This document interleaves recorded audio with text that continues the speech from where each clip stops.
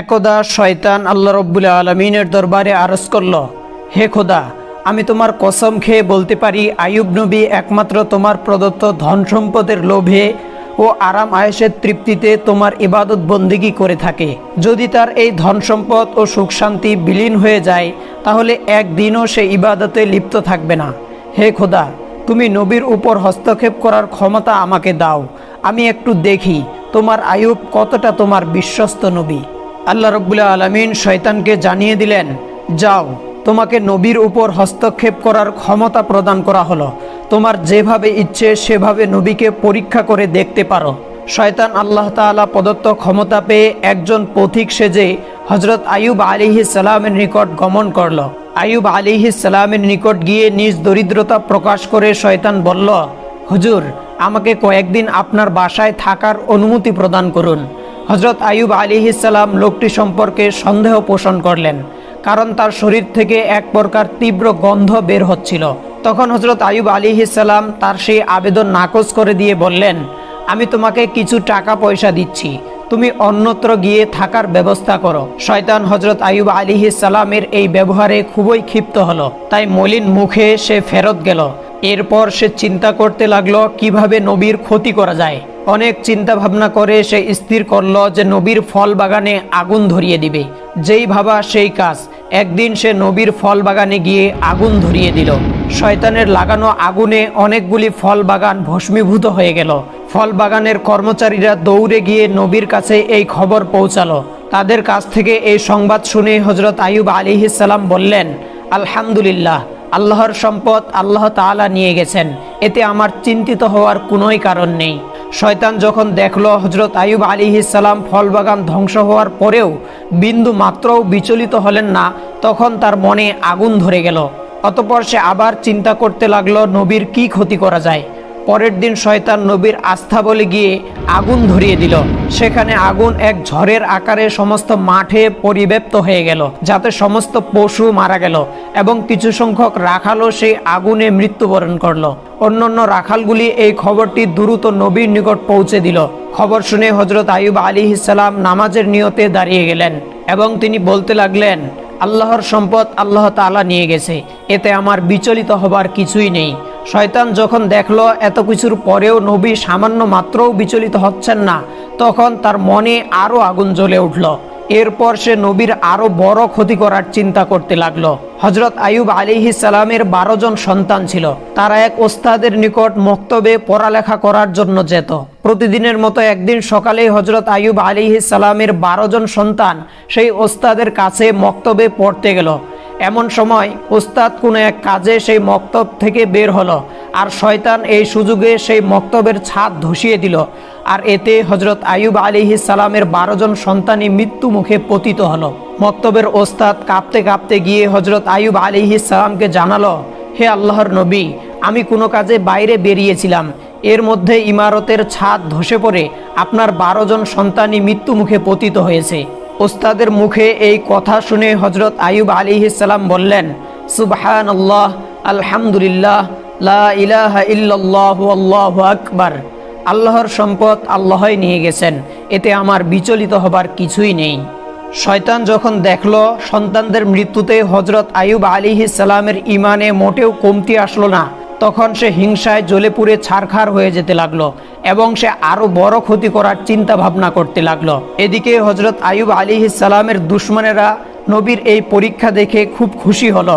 নবীর কর্মচারী ও চাকর বাকরেরা নবীর এই করুণ অবস্থা দেখে যে যেদিক পারল চলে গেল।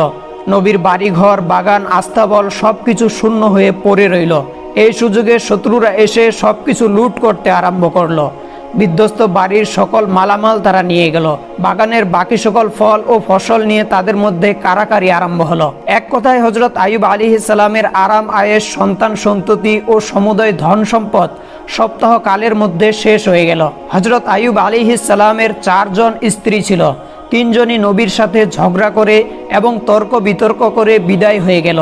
বাকি রইল একমাত্র হজরত রহিমা আলাইহিস সালাম। তিনি নবীকে ছেড়ে যাবার পাত্রী নন, সব সময় তিনি নবীর সাথে সাথেই থাকতে লাগলেন। দেশের মানুষ নবীর নবুয়তি দাবির প্রতি তুচ্ছ তাচ্ছিল্য ও উপহাস আরম্ভ করে দিল। কেউ কেউ বলল, আইয়ুব যদি আল্লাহর নবী হতো তাহলে তার উপর এরকম গজব কেন নাজিল হলো? সে আসলে নবী নয়, মিথ্যা নবুয়তির দাবির কারণে আল্লাহ তাআলার গজব তার উপর নাজিল হয়েছে। এদিকে নবীর ভক্তদের মধ্যেও ভাঙন দেখা দিল।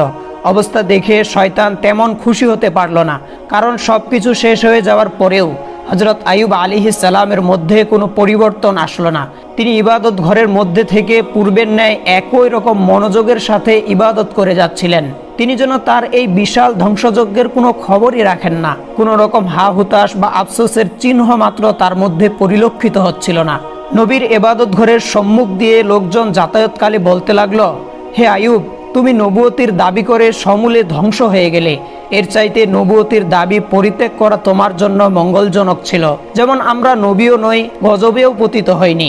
এছাড়াও লোকেরা নানা ধরনের তুচ্ছ তাচ্ছিল্যমূলক কথা হযরত আইয়ুব আলাইহিস সালামকে লক্ষ্য করে বলতে লাগলো। হযরত আইয়ুব আলাইহিস সালাম এই সমস্ত কথার প্রতি আদৌ ভ্রুক্ষেপ করলেন না। তিনি পূর্বে যতটুকু সময় মানুষের সঙ্গে মেলামেশা করে কাটাতেন তাও সম্পূর্ণরূপে বন্ধ করে দিলেন। এসব দৃশ্য দেখে শয়তান আর বসে থাকতে পারল না। সে চিন্তা করতে লাগলো কিভাবে নবীর আরো গুরুতর ক্ষতি করা যায়। চিন্তা করতে করতে সে একটি ষড়যন্ত্র আঁটল। ষড়যন্ত্র মাফিক সে নবীর সাক্ষাৎ প্রার্থী হয়ে তার নিকট পৌঁছালো এবং নবীর কাছে গিয়ে বলল, হুজুর, আমি আপনার একজন ভক্ত, আপনার কাছে আমার কিছু আরজি ছিল। এই বলে সে নবীর কাছে কথা বলার ভান করে গেল এবং তার মুখটি নবীর কানের কাছে নিয়ে দুই কানে দুইটি ফুঁক দিয়ে বিদায় হয়ে গেল। পরের দিন নবীর শরীরে ফোস্কার মতো এক প্রকার ফোঁড়া উঠে ভরে গেল। তিনি খুব অসুস্থ হয়ে পড়লেন। ইবাদত বন্দিগিতে কিছুটা বিঘ্ন সৃষ্টি হলো। স্ত্রী রহিমা তার সেবা যত্ন আরম্ভ করে দিলেন। আস্তে আস্তে ফোঁড়াগুলো বড় হয়ে ক্ষতের সৃষ্টি করলো। দীর্ঘদিন এই অবস্থায় কাটানোর পরে নবীর শরীরের মাংসের মধ্যে এক প্রকার কীটের দেখা দিল। আরও কয়েকদিন অতিবাহিত হবার পরে নতুন আরও দু রকমের পোকার সৃষ্টি হলো। এই পোকাগুলো নবীর শরীরের মাংস ও রক্ত খেতে আরম্ভ করলো। অন্যদিকে নবীর স্ত্রীর জমা করা টাকা পয়সা সবকিছু শেষ হয়ে গেল। তাদের দারুণভাবে খাদ্য অভাব দেখা দিল। শুধু পানি পান করে নবী ও তার স্ত্রী রহিমা কয়েকদিন অতিবাহিত করলেন, তারপরে আর ধৈর্য ধারণ করতে পারলেন না। তখন হযরত রহিমা আলাইহিস সালাম আইয়ুব আলাইহিস সালামের নিকট গিয়ে আরজ করলেন, হে আল্লাহর নবী, এখন আমাদের কাছে আর কিছুই নেই। অতএব গ্রামে গিয়ে মানুষের বাসায় কাজ করে উপার্জন করা ছাড়া আমাদের কাছে আর অন্য কোনো পথ নেই। আপনি যদি আমাকে অনুমতি দিতেন তাহলে আমি গ্রামে গিয়ে মানুষের বাসায় কাজ করে হালাল রুজি উপার্জন করতে পারতাম, আর তা দিয়েই আমাদের আহার্যের ব্যবস্থা করতে পারতাম। হযরত আইয়ুব আলাইহিস সালাম স্ত্রী রহিমার মুখে এই সকল কথা শুনে অনেকক্ষণ কাঁদলেন। তারপরে তিনি বললেন, রহিমা, তোমাকে কষ্ট দেওয়ার কোনো মানসিকতাই আমার ছিল না, কিন্তু আমি অত্যন্ত অসুস্থ হয়ে পড়েছি, তাই বাধ্য হয়েই তোমাকে অনুমতি দিতে হচ্ছে। তুমি যাও, মানুষের বাসায় গিয়ে কাজ করো, তারপরেও তো কিছু হালাল রুজি উপার্জন করা যাবে। নবীর অনুমতি পেয়ে বিবি রহিমা মানুষের বাসায় কাজ করতে আরম্ভ করে দিলেন। এদিকে গ্রামবাসী আইয়ুব আলাইহিস সালামের শরীরের অবস্থা দেখে অত্যন্ত ভীত সন্ত্রস্ত হয়ে পড়ল। ঘৃণায় তাদের শরীর গিরগির করতে লাগলো। এছাড়া মাংস পচা গন্ধে মানুষ অতিষ্ঠ হয়ে উঠল। তাই একদিন তারা হযরত আইয়ুব আলাইহিস সালামের নিকট উপস্থিত হয়ে বলল, হে আইয়ুব, তুমি অতি সত্বর আমাদের এই গ্রাম ছেড়ে অন্যত্র চলে যাও, না হলে আমরা তোমাদেরকে বের করে দিতে বাধ্য হব। হযরত আইয়ুব আলাইহিস সালামের সঙ্গে তখন মাত্র 3 জন লোক ছিল। একজন ছিলেন তার স্ত্রী রহিমা, আর 2 জন হযরত আইয়ুব আলাইহিস সালামের শিষ্য ও ভক্তও তার সাথে ছিল। তারা সবসময় নবীর দেখাশোনা ও সেবা করত। গ্রামবাসীদের ক্রমাগত চাপের মুখে হযরত আইয়ুব আলাইহিস সালামের শিষ্যরা তাকে বহন করে অন্য গ্রামে চলে যাবার জন্য রওনা করলো। অনেকক্ষণ পথ চলার পরে তারা অপর এক গ্রামে উপস্থিত হলো। সেই গ্রামের লোকেরা হযরত আইয়ুব আলাইহিস সালামের শরীরের অবস্থা দেখে বলল, তোমরা এখনই একে নিয়ে অন্যত্র চলে যাও, না হলে আমরা তোমাদেরকে মেরে এখান থেকে তাড়িয়ে দিব। এভাবে শিষ্যরা 60টি গ্রামে হযরত আইয়ুব আলাইহিস সালামকে নিয়ে ঘুরল, কিন্তু কোনো গ্রামের লোকই হযরত আইয়ুব আলাইহিস সালামকে আশ্রয় দিল না। তখন শিষ্যরা বিরক্ত হয়ে গেল এবং রাস্তার পাশে ময়লা ও আবর্জনা ফেলার এক স্থানে গাছের ছায়ায় হযরত আইয়ুব আলাইহিস সালামকে রেখে বিদায় গ্রহণ করলো। বিদায়ের প্রাক্কালে তারা বলাবলি করতে লাগলো, হযরত আইয়ুব আল্লাহর নবী হওয়া সত্ত্বেও তার উপর এ ধরনের মুসিবত কেন আসলো? অন্যজনে উত্তর দিল, হয়তোবা তিনি আল্লাহ তাআলার মর্জির বিপরীত কোনো কাজ করেছেন, না হয় তার এই পরিণাম কেন হবে? প্রথম জনের সঙ্গীর কথার সমর্থন করে বলল, নবী যখন আল্লাহর মনোনীত কার্যকলাপ থেকে বিচ্যুত হয়েছেন তখন আর তার পিছনে থেকে আমাদের কোনোই লাভ নেই, চলো আমরা এখান থেকে চলে যাই। দুজনে এই ব্যাপারে একমত হলো এবং হযরত আইয়ুব আলাইহিস সালামকে গাছের নিচে রেখেই তারা বিদায় গ্রহণ করলো। হযরত রহিমা আলাইহিস সালাম আর নবীকে ছেড়ে বিদায় গ্রহণ করার পাত্রী নন, তাই তিনি সদা সর্বদা নবীর খেদমতে ব্যস্ত থাকতেন। দিনের কিছু সময় গিয়ে মানুষের বাসায় ঝিয়ের কাজ করে যা সামান্য উপার্জন করতেন তা দ্বারা স্বামীর জন্য ঔষধ ও খাবারের ব্যবস্থা করতেন। এভাবে দীর্ঘদিন অতিবাহিত হয়ে চলল। হযরত আইয়ুব আলাইহিস সালামের শরীরের কত কীট মরে যায়, আবার নতুনভাবে কত কীটের জন্ম হয়। এভাবে দিন দিন কীটের সংখ্যা বাড়া ছাড়া আর কমে না। তার শরীরের সামান্য হাড্ডি ও মাংস ছাড়া আর কিছুই অবশিষ্ট ছিল না। একদিন হযরত আইয়ুব আলাইহিস সালামের শরীর থেকে কয়েকটি কীট গড়িয়ে পড়ে গেল।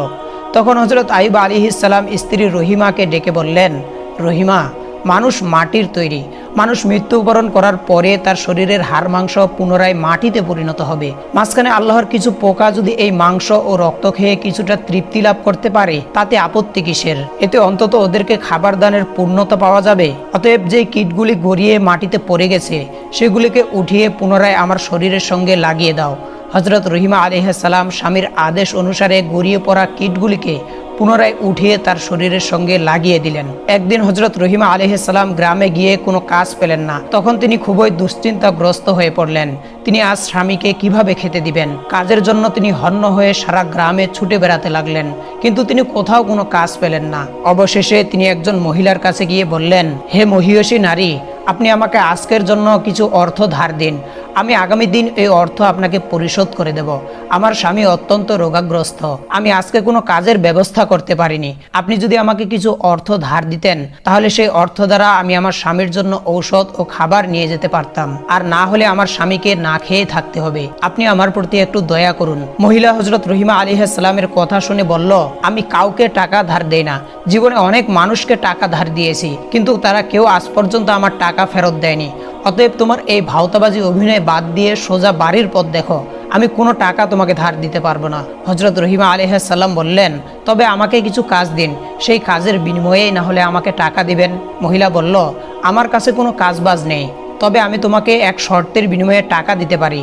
তোমার মাথার চুলগুলি আমার খুব পছন্দ হয়েছে, তুমি যদি তোমার মাথার চুলগুলি কেটে আমাকে দিয়ে দাও, সেই চুলগুলির বিনিময়ে আমি তোমাকে কিছু টাকা দিতে পারি। হযরত রহিমা আলাইহিস সালাম বললেন, হে মহিয়সী, আমার স্বামী অত্যন্ত রোগাগ্রস্ত, তার সমস্ত শরীর পোকায় খেয়ে ফেলেছে, তিনি কোনো কঠিন জিনিস স্পর্শ করতে পারেন না। তিনি যখন বিছানা থেকে উঠেন তখন আমার মাথার চুল ধরে বিছানা থেকে উঠেন। আমি যদি এই মাথার চুলগুলি কেটে আপনাকে দিয়ে দিই তাহলে আমার স্বামী কি ধরে বিছানা থেকে উঠবেন? তখন সেই মহিলা বলল, ঠিক আছে, তাহলে তুমি তোমার মাথার অর্ধেকটা চুল কেটে দিয়ে দাও, আমি সেই অর্ধেক চুলের বিনিময়ে তোমাকে টাকা দিব। হযরত রহিমা আলাইহিস সালাম চতুর্দিকে নিরুপায় হয়ে শেষ পর্যন্ত মহিলার প্রস্তাবে রাজি হয়ে গেলেন এবং তার মাথার অর্ধেক চুল কেটে তাকে দিয়ে দিলেন এবং তার বিনিময়ে কিছু অর্থ গ্রহণ করে সেই অর্থ দ্বারা স্বামীর জন্য আহার ও ঔষধ ক্রয় করে বাড়ির পথে রওনা করলেন। শয়তান যখন দেখলো হযরত রহিমা আলাইহিস সালাম তার মাথার অর্ধেক চুল কেটে ফেলেছেন, শয়তান এটিকে হযরত আইয়ুব ও বিবি রহিমার মাঝে ভুল বুঝাবুঝির জন্য একটি মোক্ষম সুযোগ হিসেবে গ্রহণ করলো। এরপর সে একজন দরবেশের বেশে হযরত আইয়ুব আলাইহিস সালামের কাছে এসে বলল, হুজুর, আপনি একজন আল্লাহর নবী, অথচ আপনার স্ত্রীর চরিত্র অত্যন্ত জঘন্য। সে প্রায় বিভিন্ন জায়গায় চুরি করে এবং চুরির মাধ্যমে অন্যায়ভাবে অর্থ উপার্জন করে, যার ফলশ্রুতিতে আজকে এক ঘটনায় মানুষ তাকে হাতে নাতে ধরে ফেলে এবং তার মাথার অর্ধেক চুল কেটে দেয়। সে বাড়িতে ফিরে আসলে আপনি এর সত্যতা দেখতে পাবেন। আমরা নবী হিসেবে আপনাকে অত্যন্ত শ্রদ্ধা করি, তাই আগে থেকেই আপনাকে এই ঘটনা জানিয়ে গেলাম। এই বলে শয়তান বিদায় গ্রহণ করলো। হযরত আইয়ুব আলাইহিস সালাম শয়তানের কথায় বিশ্বাস করলেন এবং অত্যন্ত ক্রোধান্বিত হয়ে একাকী বললেন, আমার স্ত্রী এমন স্তরে গিয়ে পৌঁছেছে আমি কল্পনাও করতে পারি না। আমি আর তার উপার্জিত অর্থ খাবো না। সে আমাকে এ যাবৎ অসৎ পথের উপার্জন খাইয়েছে, এজন্য আমি আল্লাহর কাছে অত্যন্ত অনুতপ্ত। হে আমার মাবুদ, হে রহমানুর রহিম, তুমি আমাকে ক্ষমা করে দাও।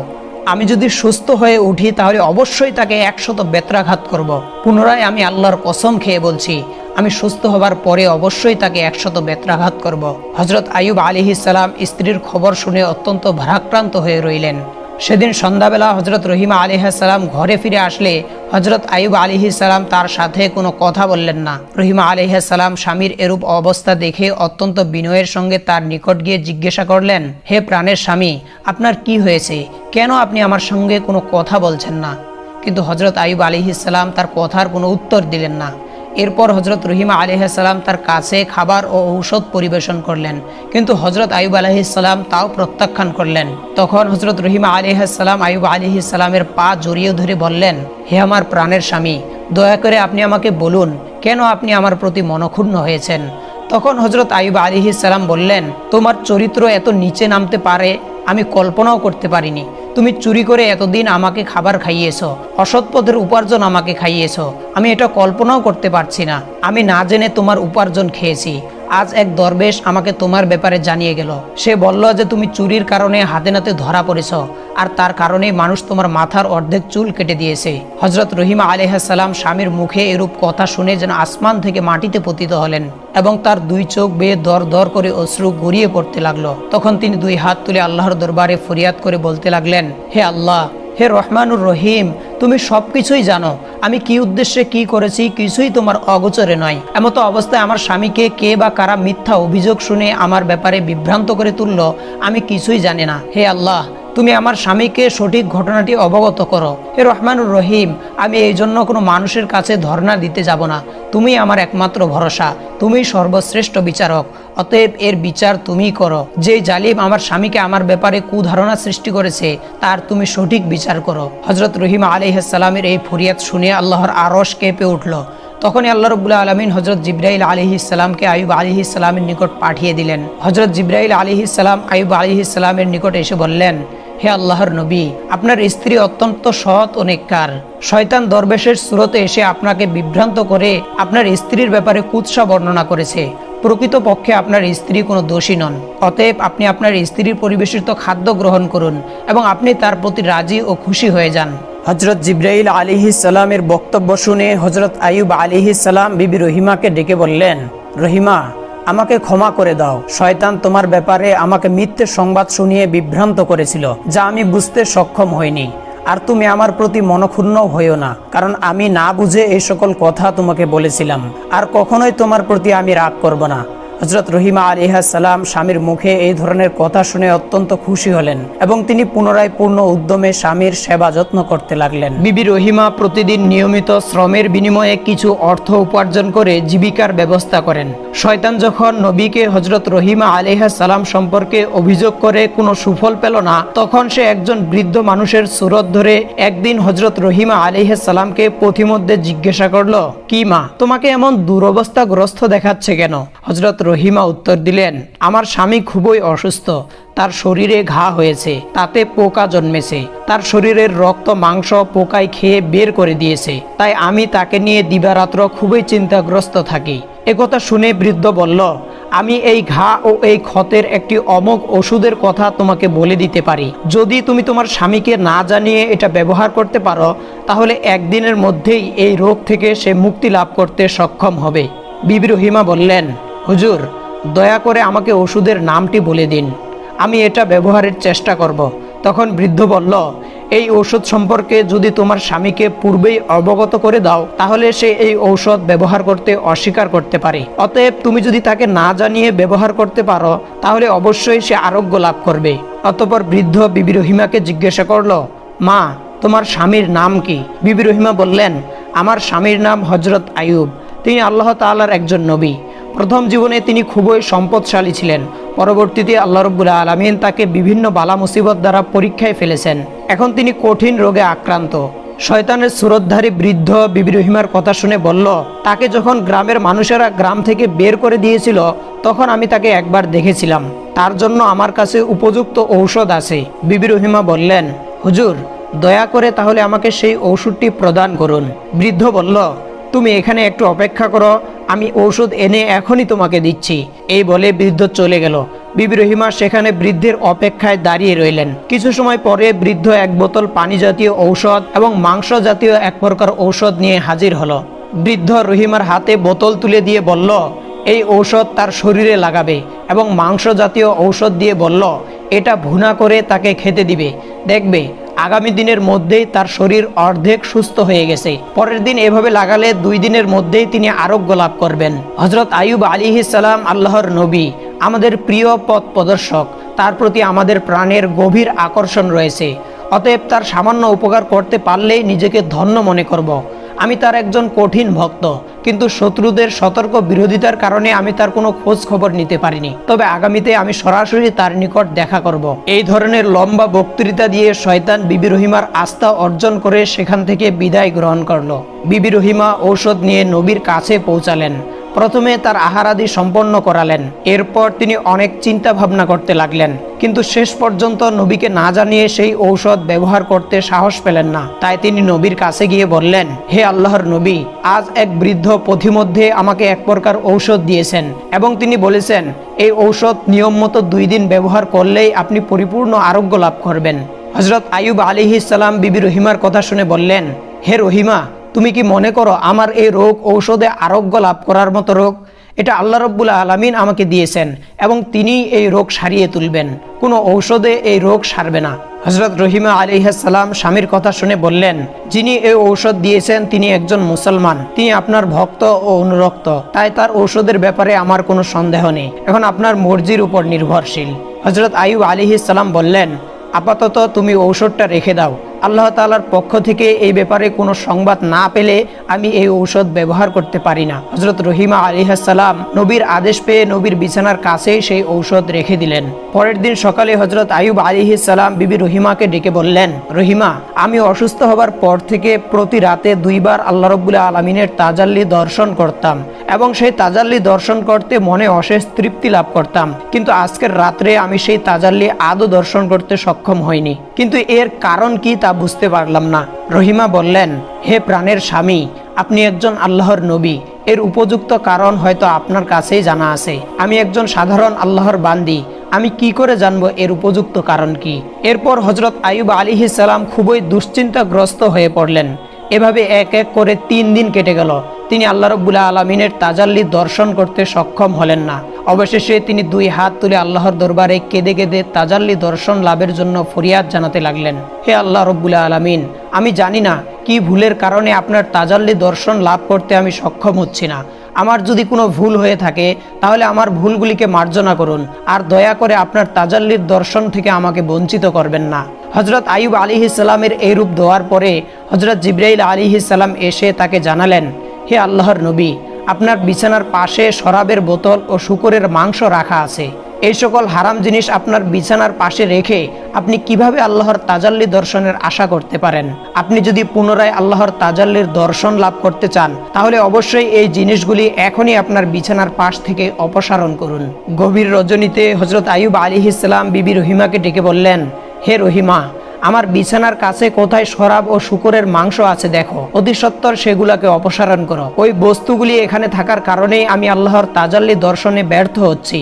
বিবি রহিমা নিদ্রা হতে জাগরিত হয়ে চতুর্দিকে ভালো করে খোঁজাখুঁজি করলেন, কিন্তু তিনি কোথাও শরাব ও শূকরের মাংস পেলেন না। তখন হযরত আইয়ুব আলাইহিস সালাম তাকে বললেন, তোমার আনা সেই ঔষধগুলো কোথায়? বিবি রহিমা বললেন, সেগুলো এখানেই আছে, আপনার বিছানার পাশেই। নবী বললেন, সেগুলোকে এখান থেকে সরিয়ে ফেলো, আমার মনে হয় ওইগুলোই শরাব এবং শূকরের মাংস। নবীর আদেশ পেয়ে বিবি রহিমা তখন সেই ঔষধগুলোকে দূরে সরিয়ে রাখলেন। তারপরে হযরত আইয়ুব আলাইহিস সালাম আবার ধ্যানমগ্ন হলেন। যখন রজনী শেষের দিকে আসলো তখন আইয়ুব আলাইহিস সালাম চিৎকার দিয়ে বলে উঠলেন, হে রহিমা, এবার আমি আল্লাহর তাজাল্লি দর্শন লাভ করতে সক্ষম হচ্ছি। রহিমা, ভেবে দেখো, তাহলে ওই ঔষধগুলোই ছিল শরাব এবং শূকরের মাংস। ওগুলি আমার নিকটে থাকায় আমি আজ 3 দিন পর্যন্ত আল্লাহর তাজাল্লি দর্শনে ব্যর্থ হয়েছি। এগুলো যে তোমাকে দিয়েছে সে মানুষ নয়, সে মানুষের রূপধারী শয়তান। সে এই ঔষধগুলো দিয়ে তোমাকে এবং আমাকে বিভ্রান্ত করার চেষ্টা করেছিল, কিন্তু আল্লাহ রাব্বুল আলামিনের অশেষ মেহেরবানিতে আমরা শয়তানের ধোঁকা থেকে রক্ষা পেতে সক্ষম হয়েছি। হযরত আইয়ুব আলাইহিস সালাম এইভাবে দীর্ঘ 18 বছর যাবৎ নির্মম রোগ শোক ও দুঃখ যাতনা ভোগ করছিলেন। শেষের দিকে যখন পোকাগুলো তার চোখ ও জিহ্বায় আক্রমণ করতে লাগলো, তখন তিনি কেঁদে কেঁদে আল্লাহর দরবারে ফরিয়াদ করে বললেন, হে খোদা, আমার চোখ দ্বারা আমি স্ত্রীকে দর্শন করি এবং সূর্য দেখে নামাজের ওয়াক্ত ঠিক করি, আর জিহ্বা দ্বারা তোমার জিকির আজকার করি। অতএব এই দুটি জিনিসও যদি পোকায় খেয়ে নষ্ট করে ফেলে, তাহলে তোমার ইবাদত করা আমার জন্য কষ্টকর হয়ে যাবে। এই দোয়ার পরিপ্রেক্ষিতে আল্লাহ তাআলা তার নবীকে জানিয়ে দিলেন, আমি অচিরেই আপনাকে রোগমুক্ত করব এবং আপনার স্ত্রীকে পুরস্কৃত করব। কোনো একদিন ভোরবেলা বিবি রহিমা কাজে বের হয়ে গেলেন। বিবি রহিমা কাজে বের হয়ে যাবার পরে হজরত জিবরাইল আলাইহিস সালাম এসে হজরত আইয়ুব আলাইহিস সালামকে বললেন, হে আল্লাহর নবী, আপনি আপনার পদযুগল দিয়ে মাটির উপর আঘাত করুন। আপনার পায়ের আঘাতে একটি নহর সৃষ্টি হবে। আপনি সেই নহরের পানি দ্বারা গোসল করুন এবং পেট ভরে সেই পানি পান করুন। অল্পক্ষণের মধ্যেই আপনি সুস্থ হয়ে উঠবেন। হজরত আইয়ুব আলাইহিস সালাম জিবরাইল আলাইহিস সালামের পরামর্শ অনুসারে পা দ্বারা মাটির উপর আঘাত করলেন। তখনই সেখান থেকে একটি পানির ফোয়ারার সৃষ্টি হলো এবং সেই ফোয়ারা থেকে পানি উৎকলিত হয়ে হজরত আইয়ুব আলাইহিস সালামের শরীরে পতিত হলো। আল্লাহর মেহেরবানিতে হজরত আইয়ুব আলাইহিস সালামের শরীরে সেই ফোয়ারার পানি লাগার সঙ্গে সঙ্গে তার শরীরের ক্ষত স্থানগুলি ভালো হয়ে সেখানে নতুন চামড়া গজালো। অতঃপর নবী এসে সেই ফোয়ারার পানি দিয়ে ভালোভাবে গোসল করলেন, আর সাথে সাথে হজরত আইয়ুব আলাইহিস সালামের সমস্ত শরীরে নতুন চামড়া গজালো এবং তার ক্ষতগুলি এমনভাবে নিশ্চিহ্ন হয়ে গেল যেন তার শরীরে কোনোদিন কোনো ক্ষত এবং রোগের চিহ্নই ছিল না। ফোয়ারার পানি দ্বারা গোসল করার পরে তার শরীর পূর্বের চাইতে অনেক উজ্জ্বল ও সুন্দর হয়ে উঠল। মুখমণ্ডল চন্দ্রের ন্যায় জ্বলজ্বল করতে লাগলো। তিনি গোসল সমাধা করে পেট ভরে সেই ফোয়ারার পানি পান করলেন। এতে তার ক্ষুধা তৃষ্ণা সম্পূর্ণরূপে দূরীভূত হয়ে গেল। এই সময় তিনি দেখলেন একজন ফেরেশতা দূর থেকে থলে ভর্তি করে কাপড় চোপড় নিয়ে তার কাছে হাজির হয়ে বলল, হে আল্লাহর নবী, এগুলো আপনার জন্য জান্নাত থেকে নিয়ে আসা হয়েছে, এগুলি আপনি পরিধান করুন। এরপর লোকটি চলে গেল। হজরত আইয়ুব আলাইহিস সালাম পোটলা খুলে দেখতে পেলেন সেখানে জান্নাতি কাপড় রয়েছে এবং জান্নাতি জামা কাপড় পরিধান করে বর্ণনাতীত সৌন্দর্যের অধিকারী হলেন। তার মনে অশেষ তৃপ্তি এলো। তিনি দীর্ঘ 18 বছর রোগে ভোগার পরে আজকে পরিপূর্ণভাবে আরোগ্য লাভ করলেন এবং হাঁটতে ও চলতে সক্ষম হলেন। তিনি আল্লাহর দরবারে শুকরিয়া আদায় করতে করতে কিছুদূর গিয়ে বনের এক প্রান্তে বসে রইলেন। এমন সময় বিবি রহিমা কষ্টে উপার্জিত অর্থ দ্বারা কিছু খাবার ক্রয় করে দ্রুত স্বামীর নিকট ফিরে আসলেন। তিনি তার স্বামীর নিকট ফিরে এসে দেখলেন স্বামী তার বিছানায় নেই। হজরত রহিমা আলাইহিস সালাম এই দৃশ্য দেখে হতবুদ্ধি হয়ে পড়লেন। অতঃপর তিনি সেখানে বসে চিৎকার করে কাঁদতে আরম্ভ করে দিলেন এবং বিনয়ের স্বরে আল্লাহ রাব্বুল আলামিনের দরবারে প্রার্থনা করলেন, হে আমার মাবুদ, আমি জানি না আমার স্বামীকে কে নিয়ে গেছে। তাকে কি কোনো বাঘে খেয়ে ফেলেছে নাকি অন্য কোনো জীবজন্তু গায়েব করে দিয়েছে, আমি কিছুই জানি না। হে আমার মাবুদ, আমি তোমার কাছে ফরিয়াদ জানাচ্ছি, তুমি আমার স্বামীকে আমার কাছে ফেরত দাও। হে আল্লাহ রব্বুল আলামিন, আপনি দয়ার সাগর, আপনি পারেন না এমন কোনো কাজ নেই। আমি আমার স্বামীকে ছাড়া কোনোভাবেই বাঁচব না। এইভাবে অনেকক্ষণ যাবৎ হজরত রহিমা আলাইহিস সালাম আল্লাহ রব্বুল আলামিনের দরবারে ফরিয়াদ করার পরে উঠে দাঁড়ালেন এবং তিনি এদিক সেদিক ছোটাছুটি করে হজরত আইয়ুব আলাইহিস সালামের খোঁজ করতে লাগলেন। তিনি দেখতে লাগলেন যে কোথাও হজরত আইয়ুব আলাইহিস সালামের কোনো চিহ্ন খুঁজে পাওয়া যায় কিনা। কিন্তু অনেকক্ষণ ছোটাছুটি করার পরেও তিনি হজরত আইয়ুব আলাইহিস সালামের কোনো চিহ্ন কোথাও খুঁজে পেলেন না। এরপর তিনি দেখতে পেলেন দূরে এক ব্যক্তি সুন্দর পোশাক পরিচ্ছদ পরে বসে রয়েছেন। তিনি সেই ব্যক্তির নিকট গিয়ে জিজ্ঞাসা করলেন, জনাব, এখানে গাছের নিচে একজন রোগী ছিল, আপনি কি তার কোনো খবর জানেন? হজরত আইয়ুব আলাইহিস সালাম এতক্ষণ দূরে বসে হজরত রহিমা আলাইহিস সালামের অবস্থা পর্যবেক্ষণ করছিলেন। তৎক্ষণাৎ তিনি হজরত রহিমা আলাইহিস সালামের কাছে তার পরিচয় প্রকাশ করলেন না। তিনি হজরত রহিমা আলাইহিস সালামকে জিজ্ঞাসা করলেন, রোগী তোমার কি হয়?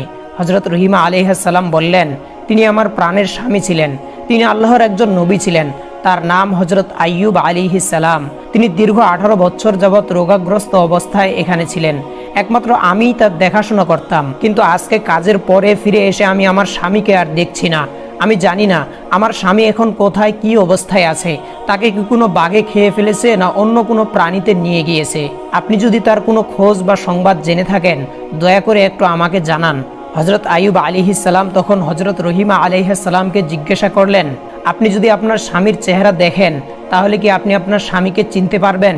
হজরত রহিমা আলাইহিস সালাম উত্তর দিলেন, কি বলেন জনাব, যেই স্বামীর দীর্ঘ 18 বছর যাবৎ আমি খেদমত করলাম, তার চেহারা দেখলে আমি চিনতে পারবো না? এরপরে হজরত আইয়ুব আলাইহিস সালাম তার চেহারা থেকে কাপড় সরিয়ে বললেন, দেখুন তো এই ব্যক্তিকে চিনতে পারেন কিনা?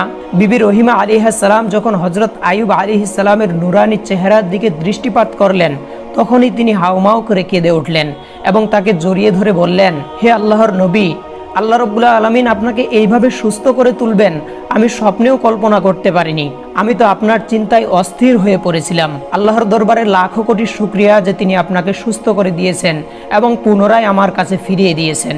এইভাবে স্বামী এবং স্ত্রী অনেকক্ষণ যাবৎ কান্না করতে লাগলেন এবং আল্লাহ রাব্বুল আলামিনের দরবারে দুজনে অশেষ কৃতজ্ঞতা জ্ঞাপন করলেন। হযরত আইয়ুব আলাইহিস সালাম তখন বিবি রহিমাকে জানালেন কিভাবে তিনি সুস্থ হলেন এবং কিভাবে হযরত জিবরাইল আলাইহিস সালাম তাকে সুস্থ করার জন্য নহর তৈরি করে দিলেন।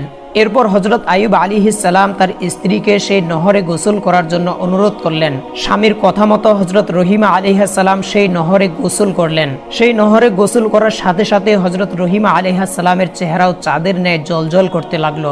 18 বছরের যুবতীর ন্যায় তার শরীরে রূপ লাবণ্য ফিরে আসলো। এরপরে হযরত আইয়ুব আলাইহিস সালাম তার স্ত্রীকে নিয়ে নিজের বাড়িতে ফিরে আসার জন্য পথ অতিক্রম করতে লাগলেন। তারা তাদের বাড়িতে এসে দেখলেন তাদের দালান কোঠা সব পূর্বের ন্যায় অক্ষত অবস্থায় রয়েছে। অতঃপর তারা ভিতরে প্রবেশ করে দেখলেন তাদের ছেলে মেয়েরা সকলে বসে খেলা করছে। পিতামাতাকে দেখে তারা সকলে এসে তাদেরকে জড়িয়ে ধরল এবং তারা জিজ্ঞাসা করল, আপনারা কয়েকদিন যাবৎ কোথায় ছিলেন? হযরত আইয়ুব আলাইহিস সালাম তাদেরকে বললেন, আমরা আল্লাহ তাআলার দাওয়াতে গিয়েছিলাম। তখন ছেলে মেয়েরা হাউমাউ করে কেঁদে উঠল এবং তাদেরকে বলল, কেন আপনারা আমাদেরকে একা রেখে দাওয়াতে গিয়েছিলেন? উত্তরে হযরত আইয়ুব আলাইহিস সালাম বললেন, তা তোমাদেরকে পরে বলবো। ওদিকে মাঠ থেকে পুনরায় খাদেমগণ এসে বলল, হে আল্লাহর নবী, আপনার পশু পাখি ও বাগ বাগিচা যা ধ্বংস হয়েছিল আজকে তা আবার পুনরায় আমরা আগের অবস্থায় ফিরে পেয়েছি। এগুলো কিভাবে সব আগের অবস্থায় ফিরে আসলো আমরা কিছুই জানি না। কিছুক্ষণ পরে কয়েকজন খাদেম এসে বলল, হুজুর, আপনার ধন দৌলত আসবাবপত্র মানুষ যা লুট করে নিয়েছিল তা সম্পূর্ণ আমরা ফিরে পেয়েছি। সমস্ত মালপত্র আমাদের এই প্রাসাদের কয়েকটি কক্ষে রক্ষিত আছে। হযরত আইয়ুব আলাইহিস সালামের আরো কয়েকজন পুরাতন খাদেম এসে তার বন্ধু বান্ধব ও উম্মতগণের আগমন ও খোঁজ খবর নেওয়ার কথা নবীকে জানালেন। নবী এই সকল খবর শুনে পুনরায় আল্লাহ রাব্বুল আলামিনের ইবাদতে মশগুল হলেন। এদিকে হযরত জিবরাইল আলাইহিস সালাম নবীকে এসে জানালেন, হে আল্লাহর নবী, আপনি রোগাগ্রস্ত অবস্থায় রহিমার চুল কাটার ঘটনা শুনে ক্রোধান্বিত হয়ে কসম করেছিলেন যে তাকে 100 বেত্রাঘাত করবেন। সেক্ষেত্রে আপনি যে ঘটনার জন্য কসম করেছিলেন তা মিথ্যা বলে প্রমাণিত হয়েছে বটে, কিন্তু আপনার কসমের শর্ত বাতিল হয়নি।